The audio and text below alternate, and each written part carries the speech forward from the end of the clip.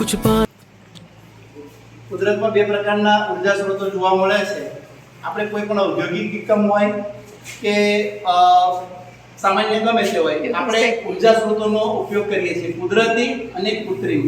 હવે કૃત્રિમ ઉર્જા સ્ત્રોતોનો જ્યારે બી ઉપયોગ કરીએ ને ત્યારે પોલ્યુશન ફેલાવે છે. જેમ કે આપણા વાહનોમાં કઈ ઉર્જા વાપરીએ છીએ, પેટ્રોલ, ડીઝલ, ખનિજ તેલ, તો હંમેશા એ પ્રદૂષણ ફેલાવે છે. તો આપણે એ દિશામાં દીપભાઈ અને એમનો સરસ વિચાર આવ્યો કે આપણે કંઈક ઉર્જાના ક્ષેત્રમાં કોઈ પ્રોજેક્ટ બનાવીએ કે સંપૂર્ણ એનું પ્રદૂષણ અટકાવી તો ના શકાય પણ ઘટાડી તો શકાય. એટલે આપણે વિજ્ઞાન મેળાની અંદર વિભાગ 2 માં ઉર્જાઓના વ્યવસ્થાપન બાબતમાં આપણે એક પ્રોજેક્ટ બનાવ્યો છે. આ પ્રોજેક્ટમાં આપણે સોલાર ઉર્જા અને પવન ઉર્જાનો ઉપયોગ કર્યો છે. અને આ પ્રોજેક્ટ આપણે એ સિદ્ધાંત પર કાર્ય કરે છે કે સૂર્ય ઉર્જાનું વિદ્યુત ઉર્જામાં રૂપાંતર, સોલારથી વિદ્યુત પેદા થશે અને એટલે સૂર્ય ઉર્જાનું વિદ્યુત ઉર્જામાં રૂપાંતર અને વિદ્યુત ઉર્જાનું પવન ઉર્જામાં રૂપાંતર. આગળ ફેન જોડેલો છે એટલે એ વિદ્યુતથી એ ફેન અને જે રોડ ઉપર આ પ્રોજેક્ટ જ્યારે મૂકેલો હશે તો જે વાહનો જશે ને તો એનો ધુમાડો, ખાસ કરીને કાર્બનિક કચરો જે છે એ એના નિકાલનું ક્યારેય વ્યવસ્થાપન થયું હોય એવું બહુ જોવા મળ્યું નથી. એટલે આ એક નવો પ્રોજેક્ટ એવું કહી શકાય કે જ્યારે વાહનોના ધુમાડામાં આપણને ખબર છે કાર્બન ડાયોક્સાઇડ અને કાર્બન મોનોક્સાઇડ મુખ્ય રહેલા છે.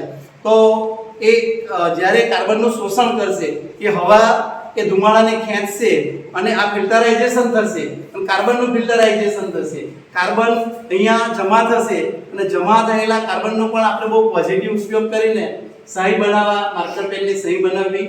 આ ઉપરાંત જે લેઝર પ્રિન્ટર વપરાય છે આપણે કોમ્પ્યુટરની સાથે જોડાયેલા હોય છે એનો પાવડર જે બનાવવાનો છે ટોનર કહેવાય. ટોનરમાં જે પાવડર આવે ને એ પણ કાર્બનિક પદાર્થ છે. આ ઉપરાંત વિદ્યુત સેલ બનાવવામાં પણ એનો ઉપયોગ થતો હોય છે. તો એમાં થોડી પ્રક્રિયા કર્યા પછી એનો ઉપયોગ કરી શકાય છે, સીધો ઉપયોગ થઈ શકતો નથી. એટલે હવાના શુદ્ધિકરણમાં આ એક અગત્યનો પ્રોજેક્ટ છે. આ ઉપરાંત ઔદ્યોગિક એકમોમાં પણ જ્યારે ઉદ્યોગોમાં પણ મોટા કારખાના હોય ને તો ઉપર એના એક્ઝોસ્ટ ફેન દ્વારા બધું જે ધુમાડો છે ને એ બધો હવામાં ઉપર ચીમની દ્વારા જતો હોય છે. તો ઉપર એ ચીમનીમાં જ્યારે પણ આ પ્રમાણેનો મોડલ બતાવ્યું છે એ પ્રમાણેનું જો ગોઠવણી કરી હોય, આ પ્રમાણેના સાધનો ગોઠવેલા હોય તો એમાં જે કાર્બનના કચરાનું વિઘટન થતું નથી, એ છૂટું પડતું નથી. એ કાર્બનિક કચરો એમાં ઔદ્યોગિક એકમોમાં પણ આપણે અલગ કરી શકીએ અને એ જે સીધો હવામાં ભળે છે અને પ્રદૂષણ વધારે છે આપણે મહદઅંશે એ ઘટાડી શકીએ.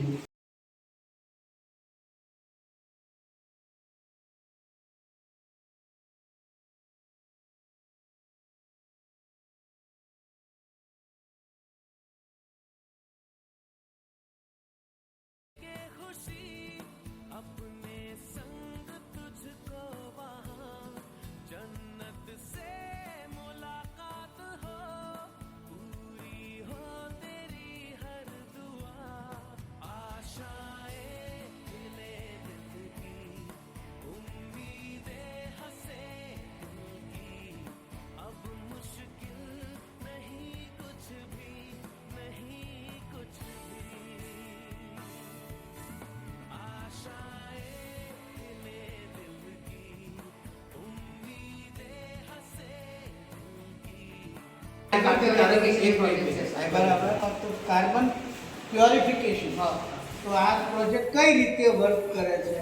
તો તમને ખબર હશે કે સિગ્નલ ઉપર છે આપણે બે પાંચ મિનિટ ઉપર જવાનું અને ત્યાં ગાડીઓ મોટા ભાગે લોકો બંધ નહીં કરતા હોય, જ્યાં ઉભા રહેતા હોય તો બંધ નહીં કરતા, તો ત્યાં કેટલું બધું કાર્બન ભેગું થાય. એટલે સર સિગ્નલ ઉપર આ પ્રોજેક્ટ મૂકી શકાય અને જેવી ગાડી અહીંથી પસાર થશે એટલે સાયલેન્સરમાંથી જે કાર્બન નીકળશે તે આ ઓબ્ઝર્વ કરશે અને તે ફિલ્ટરને પહોંચાડશે અને ફિલ્ટરને પહોંચાડ્યા પછી જ્યારે પ્રક્રિયા થઈ કાર્બન અલગ ફિલ્ટરમાં રહેશે અને જે શુદ્ધ વાયુ અલગ થશે અને જે કાર્બન જે નીકળે છે એ આમાંથી આપણે લઈ તેની અંદર પાણી નાખીશું તો ઇંક બધું બની જશે. બરાબર. એટલે એનાથી પણ આનાથી ફાયદો શું? ફાયદો તો શું કે આમ પ્રકૃતિ પર્યાવરણ નુકસાન કઈ રીતે નુકસાન અટકાવી શકે? કાર્બન ઓછું થાય હવામાં તો શુદ્ધ વાયુ મળે. બરાબર. શુદ્ધ વાયુ મળે તો આપણે જીવન મનુષ્યને કેટલું મદદ થાય એમ. મનુષ્ય એકલાને મદદ થાય ના, બધા પ્રાણીઓ, સમગ્ર જીવસૃષ્ટિ. સમગ્ર જીવસૃષ્ટિને મદદ. મદદ થાય. Global warming ઓછું ગ્લોબલ થાય. વોર્મિંગ ઓછું થાય. બરાબર. પછી આ પ્રોજેક્ટ બનાવવામાં તમારો ખર્ચો કેટલો થયો? સમથિંગ 500 આસપાસ. 500 500 રૂપિયા